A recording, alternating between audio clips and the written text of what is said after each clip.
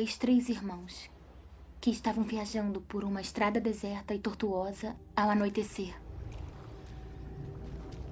Depois de algum tempo, os irmãos chegaram a um rio muito perigoso para atravessar. Os irmãos, porém, eram versados em magia. Os 3 irmãos simplesmente balançaram suas varinhas e fizeram uma ponte. Antes que pudessem atravessar a ponte, tiveram o caminho bloqueado por uma figura encapuzada. Era a Morte. Ela se sentiu traída. Traída porque o normal seria os viajantes se afogarem no rio. Mas a Morte era perspicaz. Ela fingiu parabenizar os 3 irmãos por sua magia e disse que cada um ganharia um prêmio por ter sido inteligente o bastante para evitá-la. O mais velho pediu a varinha mais poderosa que existisse. E a Morte lhe deu uma varinha feita da árvore de sabugueiro.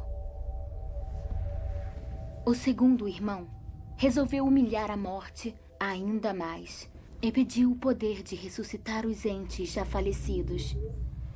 Então a Morte apanhou uma pedra da margem do rio e a entregou a ele. Finalmente, a Morte perguntou ao terceiro irmão. Um homem humilde.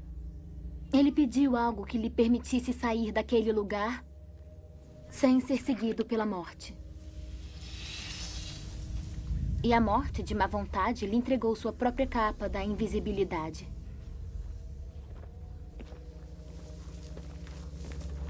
O primeiro irmão foi para uma aldeia distante, onde, com a varinha de sabugueiro na mão, assassinou um bruxo que não teve nem a oportunidade de lutar.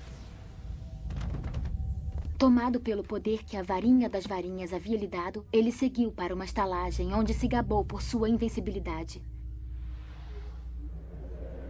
Mas naquela noite, um outro bruxo roubou a varinha e, por segurança, cortou a garganta do mais velho dos irmãos.